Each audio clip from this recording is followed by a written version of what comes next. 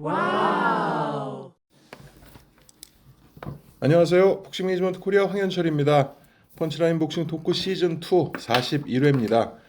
지난 시간에 이어서 3회 KO로 승부가 결정됐던 추억에 남는 명승부들을 더듬어 보면서 얘기 나눠보겠습니다. 지난 시간에 홍수환 선수와 카라스키아의 4전 5기, 김성준 선수와 보라싱 시합 두 개를 얘기했는데 1시간이 후딱 지나가 버렸어요. 오늘도 뭐 시간 제한 두지 않고 얘기 나오는 대로 끌고 가도록 하겠습니다. 지난 시간에 말씀드렸는데 충남 아산FC 부대표로 취임하신 프로축구 구단입니다. 우리 장원재 박사님 나오셨습니다. 네, 안녕하십니까. 복싱엠 이성열 이사님 나오셨고요. 안녕하세요. 김영문님 함께 계십니다. 네, 안녕하세요. 바로 출발을 해보죠. 세계 타이틀 매치는 이제 홍수환 선수와 김성준 선수 77년과 8년에 국내 선수의 3회 KO 시합이 있었고, 이제 83년 장정구 선수를 훌쩍 넘어가게 되는데, 장정구 선수 얘기 나누기 전에 일단 70년대 국내 복싱 3회 KO가 어떤 시합이 있었는지 한번 더듬어 보고 해외 복싱도 한번 되짚어 보도록 하죠.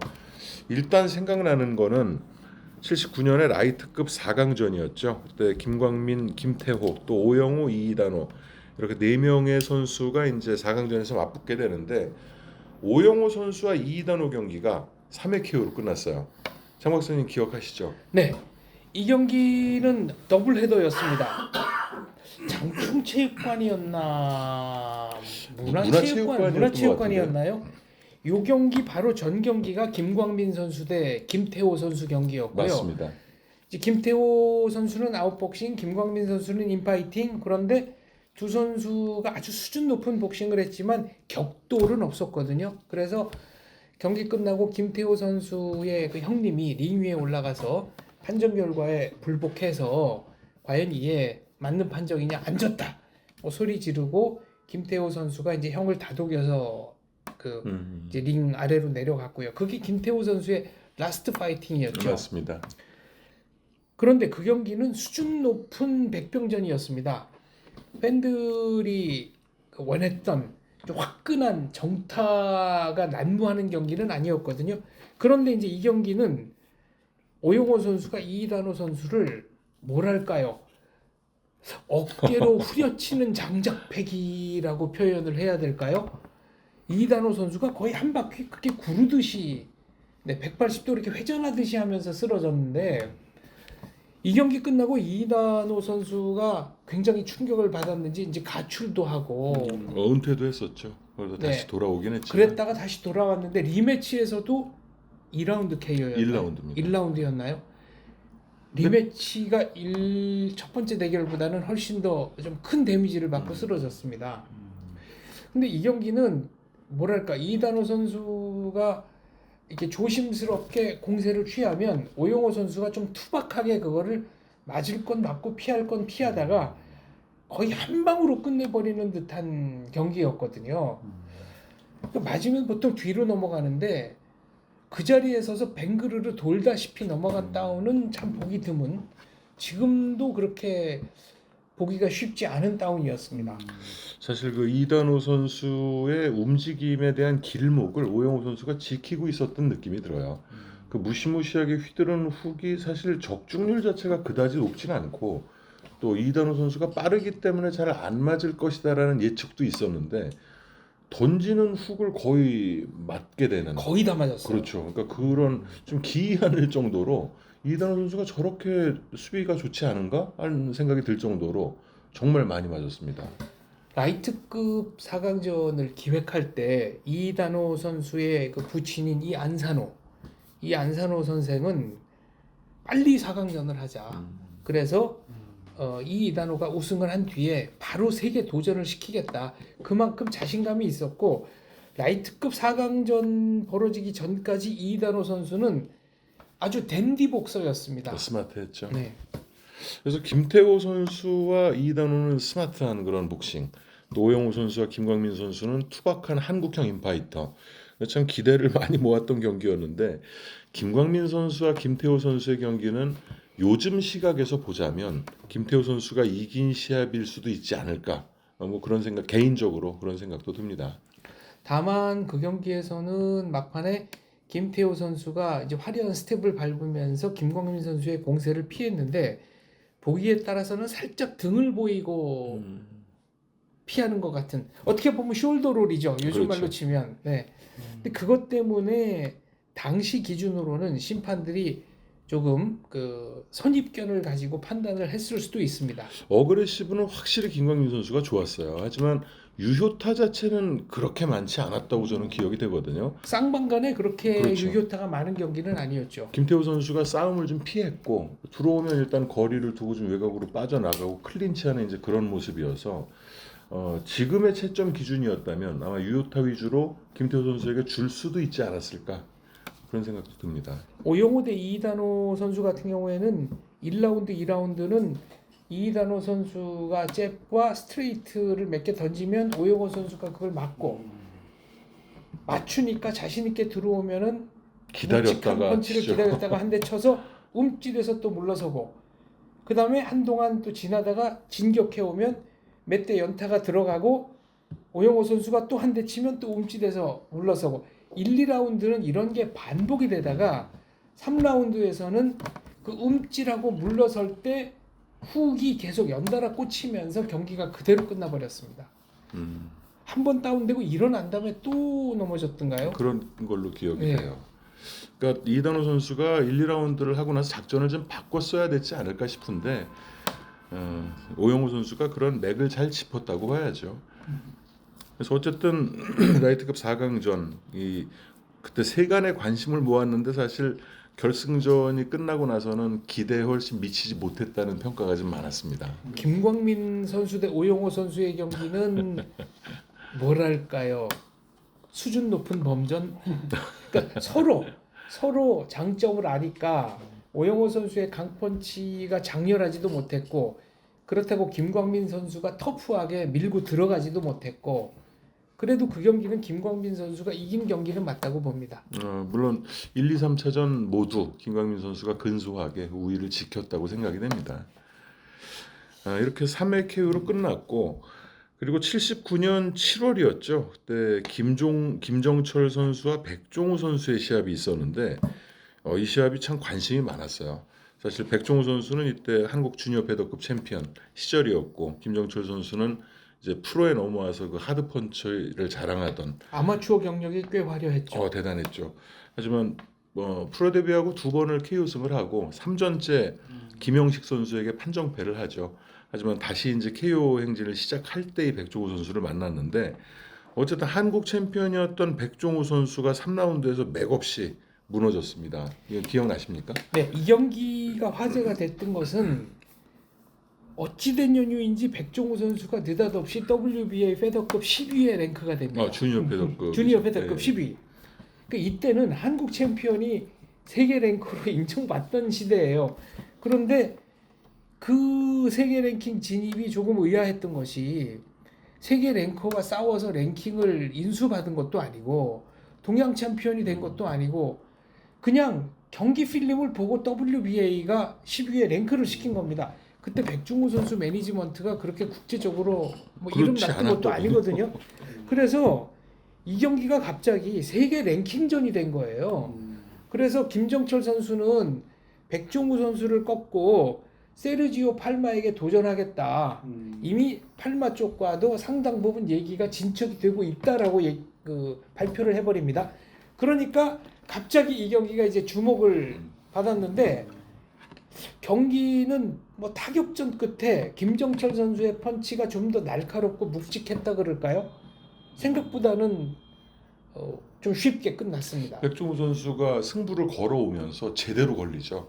제대로 걸려서 이제 넘어가는데 사실 저는 백종우 선수가 세계 랭커였던 것이 기억이 안 났어요. 근데 재작년에 이제 장 박사님 만났을 때 김정철 선수가 WBA 주니어 패더급 6위까지 올라갔던 건 기억을 하거든요. 네. 근데 그 랭킹이 이제 백종우 선수한테 따왔다는 것을 저는 모르고 있었어요. 근데 그 당시에 이제 백종우 선수가 세계 랭킹에 됐다는 거를 장 박사님이 이제 기억을 하고 계시더라고요. 그래서 저희가 저 린지 뒤져가지고 확인했지 않습니까? 그 복싱 매거진의 네. 랭킹을 찾았죠. 네. 어쨌든 그랬던 일이 있고 이 두 선수가 한 번 더 붙습니다. 추후에 이제 한 번 더 붙어서 또 김정철 선수가 KO승을 거두게 되는데 근데 김정철 선수가 일본 선수에게 국내에서 KO 패하면서 그게 이제 마지막 경기죠. 네, 세계 도전 얘기가 허무하게 그렇죠. 날아가 버렸습니다. 그 경기도 참 그 처절한 그런 그 KO패였어요. 5라운드였나요? 4라운드. 4라운드. 그러니까 구와바라 구니요시라는 일본 그냥 평범한 복서였는데 제대로 걸려서 그대로 그냥 실신해버리는 그런 결과가 좀 나왔죠. 그래서 김정철 선수는 아주 짧고 굵게 5승 4KO 2패 그 전적을 남기고 이제 은퇴를 합니다. 그리고 해외로 눈을 좀 돌려보면 아마 이 경기는 복싱 팬분들이라면 다 보셨을 것 같은데 66년에 벌어졌던 무하마드 알리와 클리브랜드 윌리엄스 그 알리의 환상의 연타가 들어가는 장면 그 이제 주인공이기도 그 하죠. 광고에 나오는 그런 거예요? 그렇죠. 네. 광고에도 나오고 정말 많이 필름이 나왔기 네. 때문에 아마 기억을 하고 계실 것 같아요. 알리의 최전성기네. 66년도는 그렇죠. 가장 강했을 시기. 보니 캐리에서 가장 강했을 시기 7차 방어죠. 이때 뭐 헤비급 집권 1기인 상태였고 그야말로 물이 올라 있을 때여서 이 시대에는 알리의 적수가 될 만한 선수가 아무도 이제 출연하기 전이었다고 보여지고요. 이 방어전 이후에 월남전 징집을 거부하면서 두 번 더 하죠. 9차까지 하고. 네. 9차까지 한 뒤에 이제 문제가 생기는데 그때 미국에서 무하마드 알리의 복싱 라이선스를 박탈을 하죠. 그래서 뭐 런던, 뭐 독일 이렇게 집시 챔피언 마지막 해외를 미국 방어전인데. 네, 해외를 돌면서 방어전을 하다가 결국은 이제 라이센스를 완전히 뺏겨서 3년 동안 복싱을 못 하게 됩니다. 최전성기에. 몸 상태가 제일 좋을 때. 참 알리도 그렇고 레너드도 그렇고 타이슨도 그렇고 몸 상태가 극강으로 왔을 때 다 그냥 그러네요. 외부 상황 뭐 타이슨은 자기 관리 미흡이라 때문이라 하지만 레너드는 레너드는 뭐 갇혀 있었으니까 어쩔 수 없었죠. 레너드 부상이나 여러 가지 정신적인 부분. 근데 알리 같은 경우에는 1999년 2000년에 BBC에서 20세기 최고의 스포츠맨이 누구냐를 뽑는 투표를 했거든요. 그런데 그때 그 유럽에 있는 그 시민들 투표로는 알리와 펠레가 거의 비슷비슷하게 나왔어요. 근데 전문가들과 현역 선수들은 종목을 막론하고 무하마드 알리 편을 들어줬습니다. 이유가 있습니다.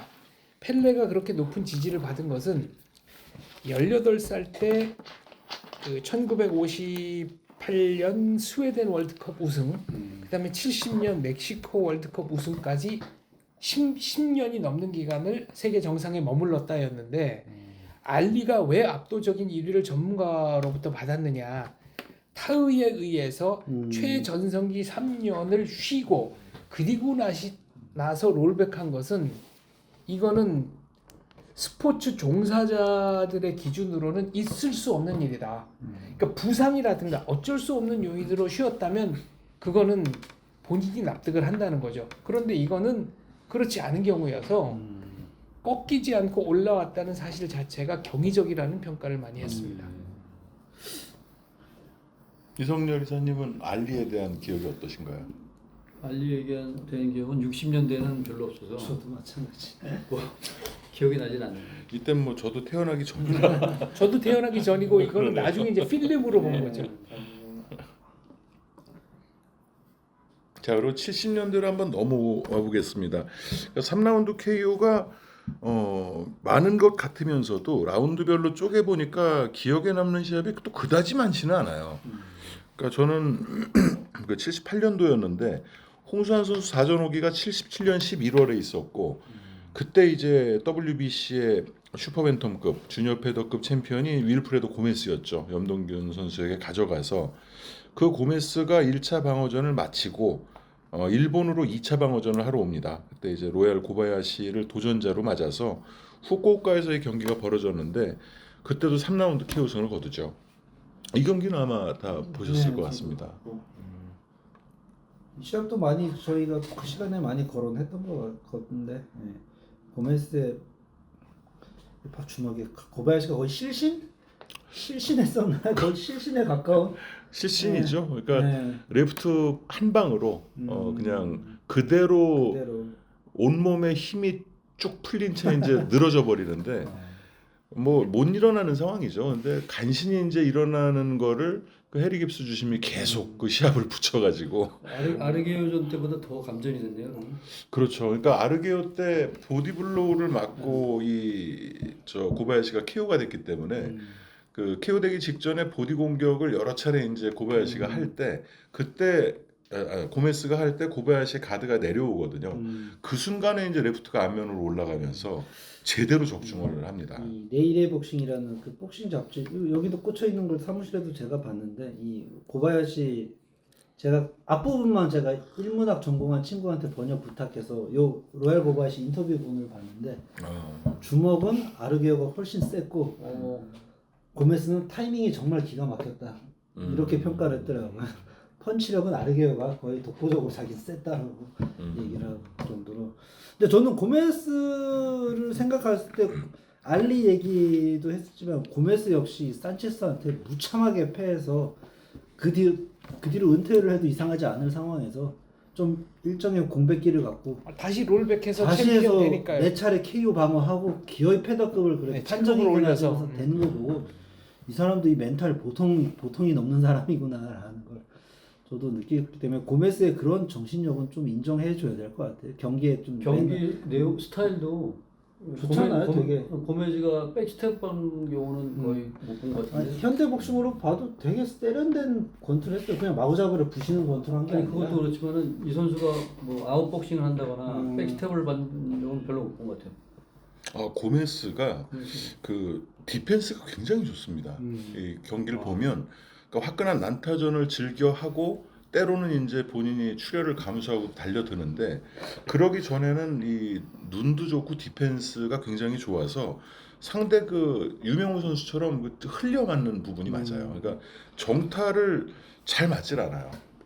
고메스가 상당히 그 지금 말씀하신 황 대표님 말씀하신 부분이 산체스전 이후가 그런 건가요? 이전이죠. 아니면 이전부터 그 이전 이전부터 그런 기술이 있었던 거예요. 그 염동균 선수를 꺾고 챔피언이 되면서 그때는 좀 투박했죠. 그냥 무조건적인 돌진만 했었는데 방어전을 계속 거듭해 가면서 좀 세련돼졌다고 그럴까? 염동균 선수에게 어떤 영감을 받지 않았을까요?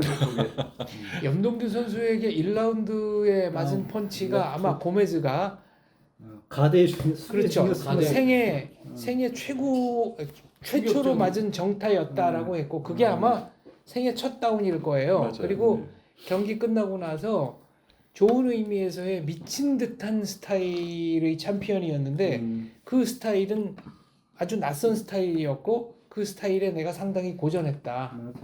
그 1라운드 롱 카운트인 거는 맞는 것 같습니다.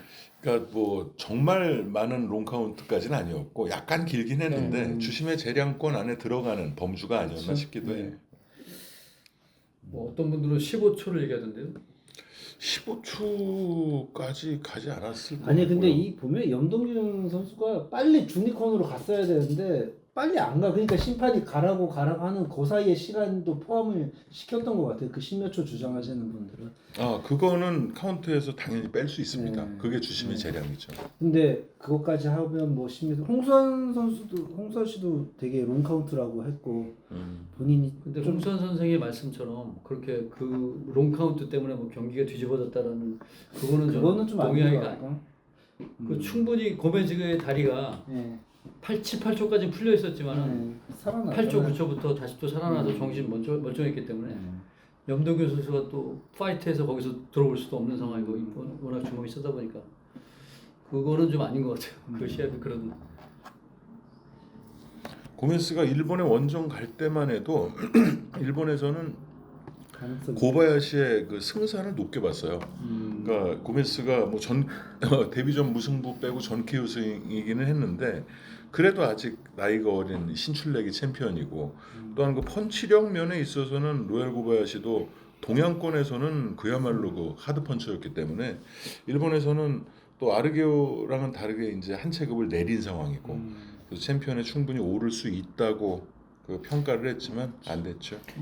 네, 고메즈가 염동균과 12라운드까지 갔으니까 로얄 고바야시 입장에서는 자기네들도 아이고, 충분히 그 이상 버틸 수 있다. 또 그때 일본에서 나왔던 약간 그 비논리적인 그 예상평 중에 하나는 로얄 고바야시가 드물게 대학을 나온 복서기 때문에 네 인텔렉추얼하게 경기를 이끌면 네, 후반에 득점으로 판정승할 것이다. 뭐 이런 얘기도 있었습니다. 그런 생각도 했겠네. 염동균의 레프트를 맞았던 것처럼 고바야시 펀치였으면 그걸로 끝낼 수 있었다. 그렇죠. 약간 그런 생각도 했었군요. 네, 눈물겹게 이때는 그 주심이 고바야시를 계속 그 붙여주려고 어떻게든지 예, 경기를 붙여주려고 신뢰파 주심. 이미 15초가 지난 상황이었습니다. 그렇죠. 그 주심이 그 박찬희 오구마 2차전에 주심을 받던 그 해리 깁스 주심입니다.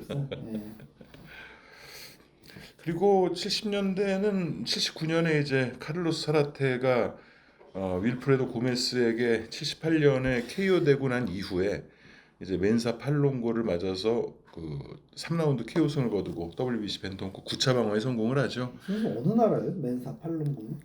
어디더라? 전혀 이름으로 감을 잘 못 하고 기억이 안 있었는데. 나네요. 홍보 아닐까요? 공고 그쪽 어디지 않을까 싶은데 중남미 쪽은 아닌 것 같고. 이게 마지막 사라테의 이제 방어전 승리였죠. 세계 타이틀전 승리네. 그렇죠. 그리고 이제 그 다음 방어전에서 핀토르에게 뺏기게 되기 때문에 핀토르한테 판정으로 지고. 그 핀토르와 사라테의 경기는 저희가 논란의 경기 리뷰를 한번 해봤지만 좀 시합 정말 재밌게. 예, 의외였어요.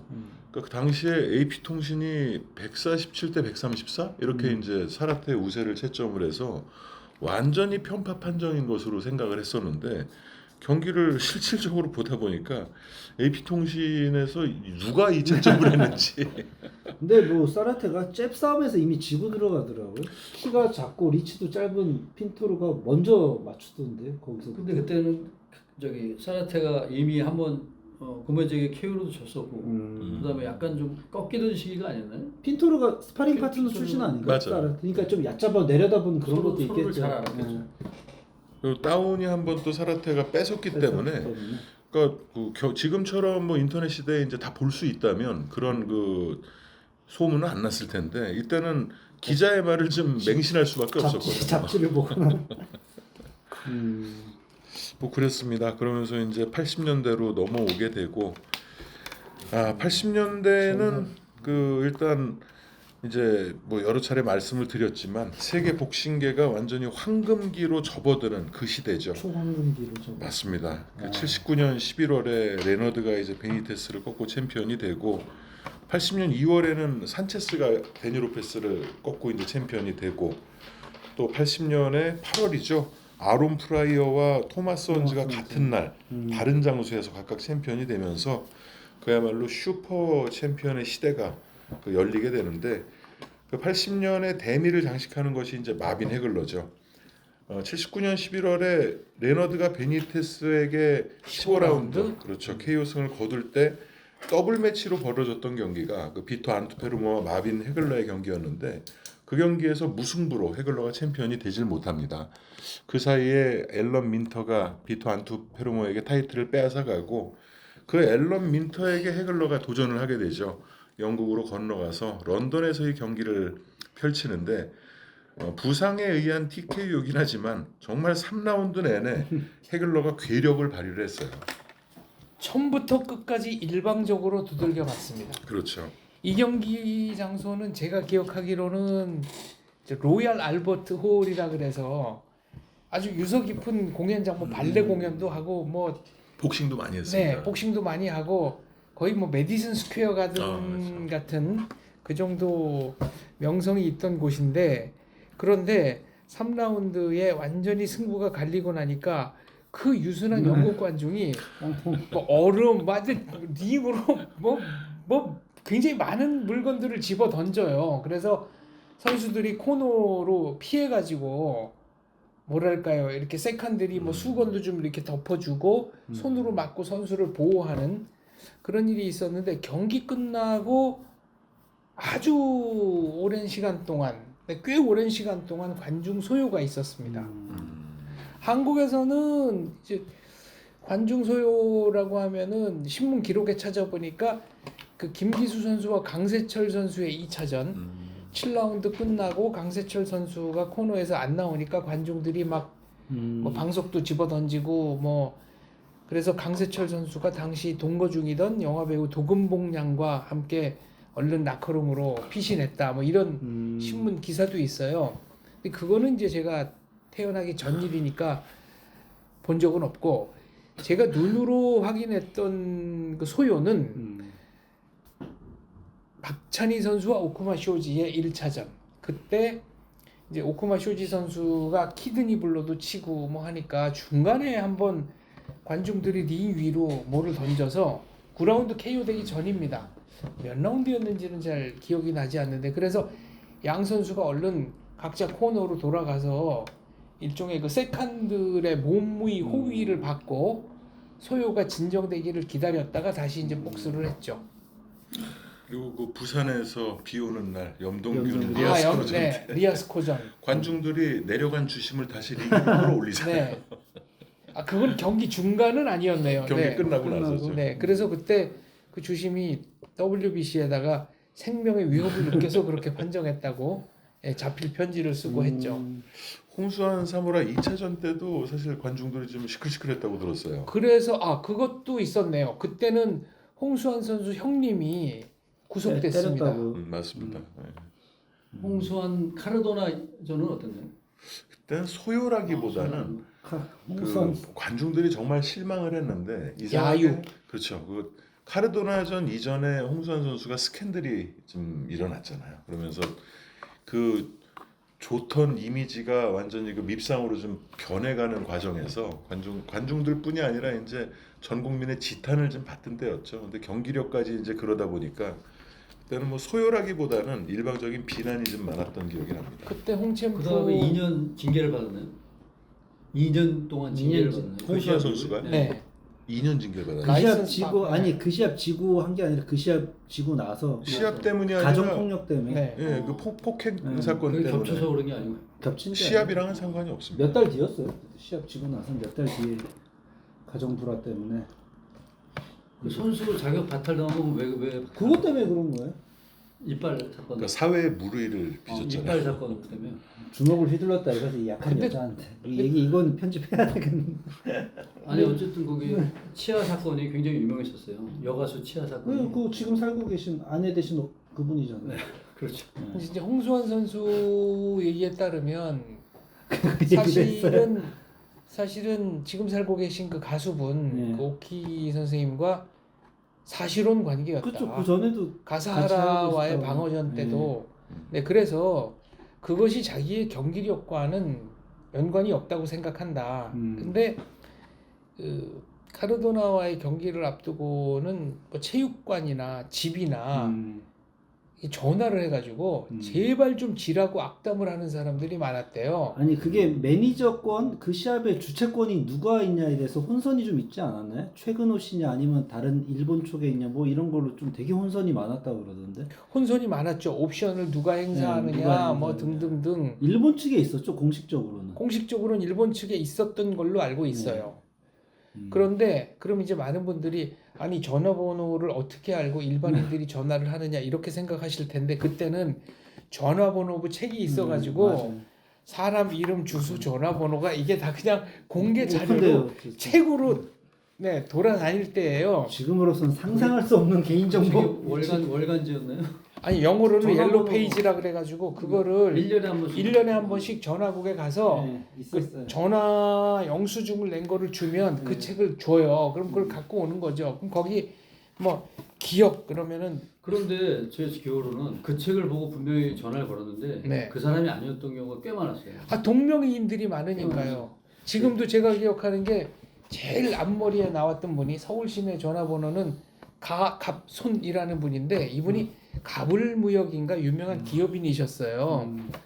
가갑손 다음에 가경자였나 아무튼 뭐 그리고 이제 그런 걸 어떻게 기억을 해요? 김영자 그런 막 수백 아니, 명이 있고 저도 기억나는 게 저 어렸을 때만 해도 공중전화 부스에 가면 그 전화부 있었지. 책이 이렇게 해서 세 줄에 묶여져 있어. 그럼 그거 알고 찾아서 전화 동전 넣고 전화를 했었어요.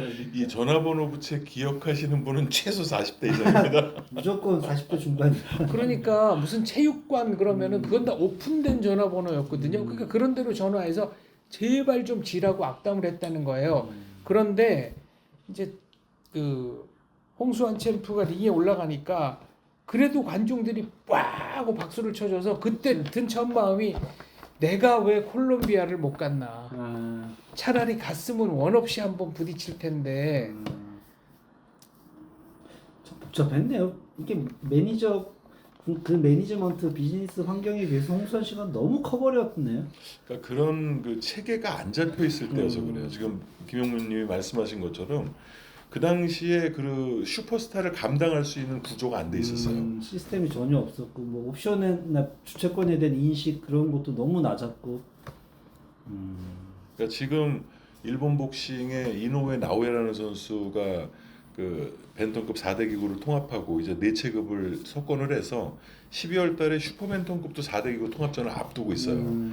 이 선수가 지금 한 번 방어전, 그러니까 한 번 경기 때 드리는 돈이 일본은 비공개예요. 비공개인데 100억이 넘어요. 한 경기에.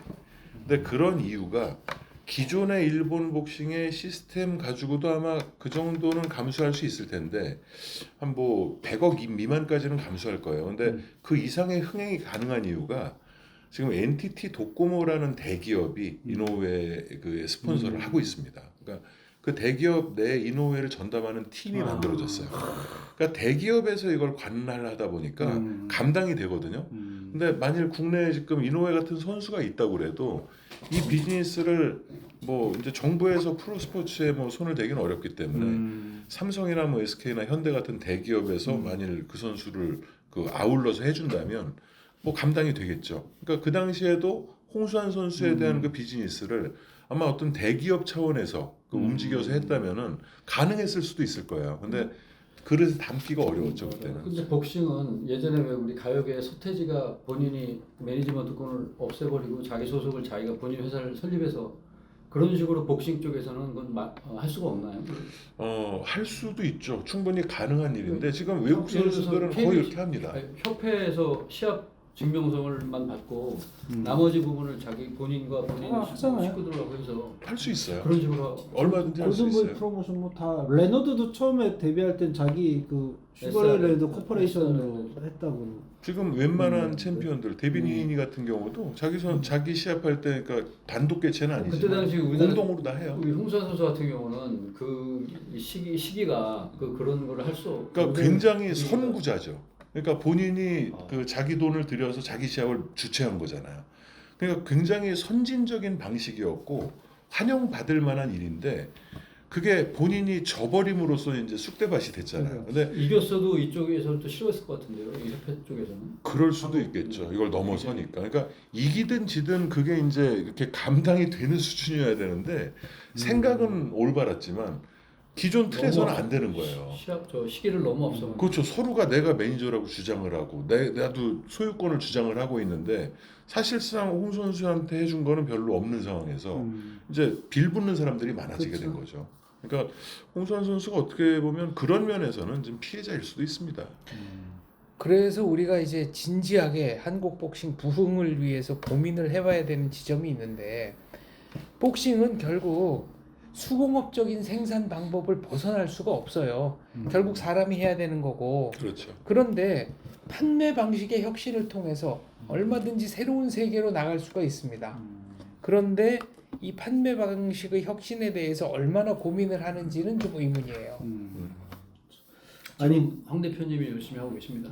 그러면 오아시 관장은 그냥 그 비즈니스 권리를 그 기업에 양도하고 자기는 뭐 수수료를 받는 지분으로 수익을 구조를 나누는 그런 걸로만 하나요? 그런 건 아니고요. 그러니까 오아시 히데유키 회장이 프로모터예요. 그러니까 그 아버지가 이노우에 선수의 아버지가 매니저. 매니저를 하고 있고 오아시 프로모션에서 경기를 주최를 하고 다 합니다. 지금도 그 오아시 프로모션에 그 이노우에를 서포트하는 팀이 도와주는 거예요. 서포트하고 있고 거기에 나오는 이제 수익에 대해서 뭐 자기들끼리의 합리적인 그 배분 방식에 의해서 이렇게 나누겠죠. 이미 미국에서는 아주 오랜 시절부터 그런 식의 투자가 이루어졌는데 무하마드 알리 같은 경우에도 로마 올림픽이었죠. 라이트 헤비급 금메달. 네. 그리고 이제 프로 전향 선언을 했을 때 매니저들이 붙어서 투자자를 모읍니다. 그러니까 일종의 뭐랄까요? 그 일종의 주식회사 같은 걸 만든 거죠. 그래서 지분을 주고 성공했을 때 지분을 나누는 세계 걸로. 최초 같은데요. 세계 최초가 아니었어요. 아 그런 경우가 많았대요 미국에는. 레노드도 자기 1인 어느 특정 프로모터에 소속된 게 아니라 자기 사무실을 가지고 그 특정 프로모터랑 협업하는 그런 방식으로 천문학적인 돈을 벌었다. 그러니까 초기에 이제 훈련 비용이라든가 뭐 매니지먼트 비용이라든가 이런 거를 투자자를 받아서 네. 해결을 하면서 판을 키우는 거죠. 그러니까 메이웨더 같은 경우도 오스카 델라 호야와의 경기까지가 탐랭카의 마지막 경기였어요. 그 이후로는 이제 자기의 저 프로모팅을 이제 직접 하고 누구랑 같이 하더라도 이제 지분 참여를 하게 되고 그러니까 그런 머리가 좋은 거죠. 관철되지 않으면 은퇴해 버리고 어느 정도 또 협의가 되면 다시 돌아오고 그냥 비즈니스맨이에요. 거기는 워낙 선수가 좀 갑이 되는 그런 문화가 아닌가요, 미국은? 다 그렇지 않습니다. 그만한 실력이 갖춰져야 되고 메이웨더 경우에는 지지 않았잖아요. 어떤 선수를 내세워도 지지 않고 했기 때문에 본인의 마케팅을 요즘 시대에 맞게 잘 했다고 볼 수가 있죠. 그 방식 자체나 경기력이 너무 국내고 올드 팬들에게는 좀 맞지 않는 정서에 맞지 않는 쪽이었지만 그렇다 해도 그런 그 흥행력과 흐름으로 미국의 어떤 그 모든 것을 장악했잖아요. 지금 말씀하시는 것 중에 한 가지만 제가 좀 다른 생각으로 의견을 얘기한다면 메이웨더 선수가 자기 체급에서는 거의 90%, 85% 이상의 KO율이 있었어요. 근데 어떤 선수들로 이건 심지어는 예전에 KO 왕이라는 그 고메즈도 그렇고 체급을 올리면서 그 KO율이 좀 점차 낮아지는 경우가 발생이 하는데 그 시합 스타일 그 나중에 그 자기 라이트급 이상에서의 그 시합 내용들은 본인이 그 자기 체급 주니어 라이트에서 했던 그 KO 펀처의 그 느낌을 많이 이제 죽이고 그 포인트 위주로 이기는 복싱을 구사를 했기 때문에 그거는 우리나라뿐 아니라 어떤 그 세계 복싱 팬들이 좀 싫어할 수는 있었겠지만은 어쩔 수 없는 그 선수의 선택이 아니었나.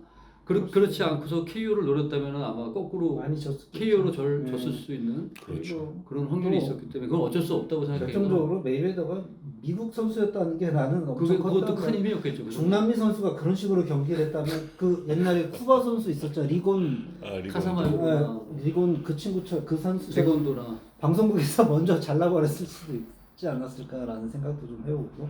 그래서 그럼 이성열 이사님이 말씀해 주셨듯이 슈퍼패더급의 메이웨더는 전사였거든요. 그때는 어떻게든 상대를 눕히려고 하고 또 KO를 이끌어내던 모습이 있었고 라이트급 올라가서도 카스티오와의 사실 승부가 1차전에서는 홈출이 나서 그 경기도 한번 논란을 리뷰를 해봐야 되겠네요. 그러니까 작년에 저는 중계를 했어요. 그 카스티오와 메이웨더 1차전을 이제 다시 중계를 했었는데 다시 보니까 카스티오가 이겼다고 하기가 좀 어렵겠더라고요. 그랬을 것 같아요. 그러니까 포인트 위주로 봤을 때, 그러니까 이제 체급을 올리면서 슈퍼라이트까지는 뭐 아트로가티를 KO 시키고, 근데 웰터에서는 상대를 KO 시킨다는 것이 아마 아무리 거의 그거는 불가능하지 않았을까.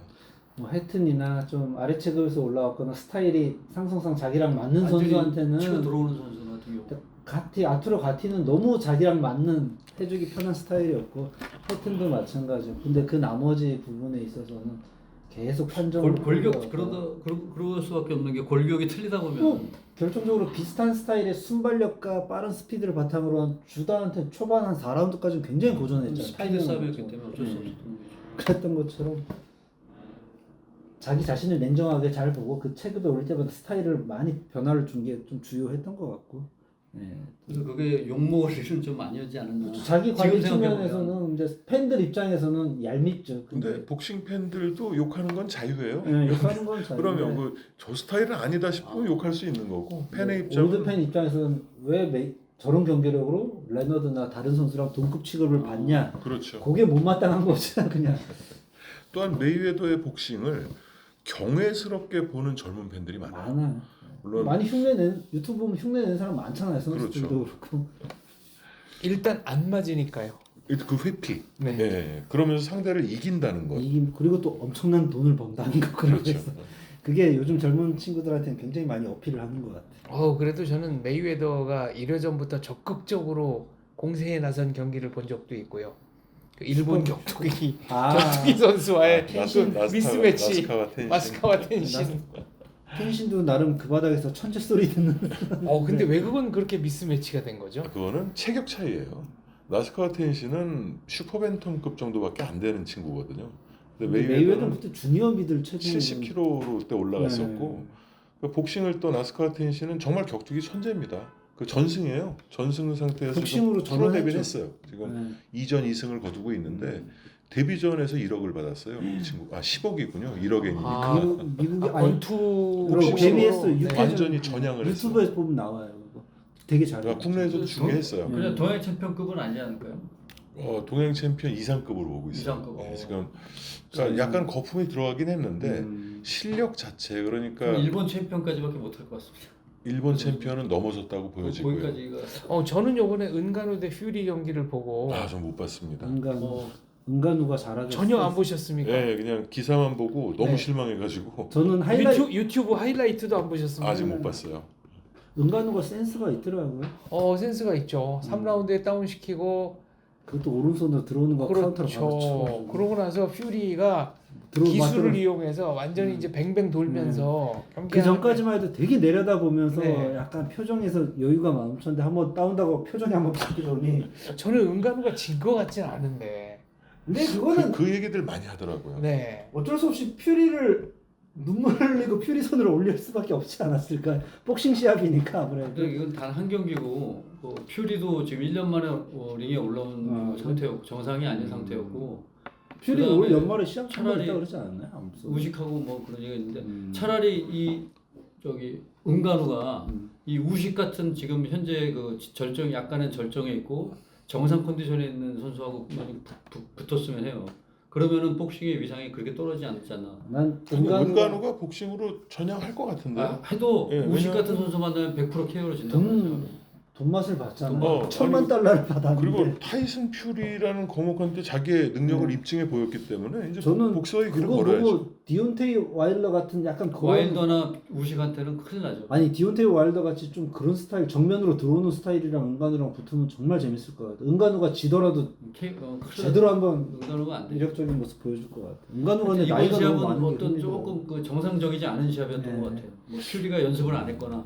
저는 그쪽이 맞다고 해요. 제가 보질 않아서 말은 뭐 자세히 못 하겠는데 100% 그 타이슨 퓨리가 아마 트레이닝을 안 했을 거예요. 거의 안 했거나. 옆구리 살이 거의 민간인 출렁출렁거리던데요. 민간인 수준으로 나와요. 근데 은간우는 확실하게 몸을 만들었고 그리고 주먹을 던질 때도 은간우한테 주먹을 뻗는 것도 이 자신 있게 뻗지도 않고 이거를 내가 저 사람을 쓰러뜨리겠다는 그런 펀치가 그런 아니라 의지가 별로 없어요. 그냥 이렇게 어설프게 치더라고요. 저는 그래도 은간우가 하기 퓨리가 좋았죠. 싫어. 자, 3라운드 KO 오늘은 그 70년대 국내 복싱 잠깐 얘기하고 이제 무하마드 알리를 거쳐서 어쩌다 보니까 은간우까지. 메이웨더를 건너서 은간우까지 왔습니다. 그래서 오늘 파트 2 시간은 여기서 마무리하기로 하고요. 다음 3부 때 장정구 선수가 일라리오 사파타를 무너뜨리고 그 대한민국의 11번째 세계 챔피언이 되는 그 경기부터 한번 리뷰를 해보도록 하겠습니다. 자, 오늘 엔딩은 이성열 이사님께 부탁드립니다. 예, 요즘에 그 방금 전에 말씀하셨던 은간우라는 그 괴물이 나타나서 복싱계를 좀 흐리고 있는데 앞으로는 이 복싱 선수들이 좀 분발을 해서 뭐 다른 격투 선수들이 범접할 수 없는 그런 스포츠라는 걸 좀 보여줬으면 좋겠고 하여튼 오늘 너무 재밌었습니다. 감사합니다. 감사합니다. 감사합니다. 난 좀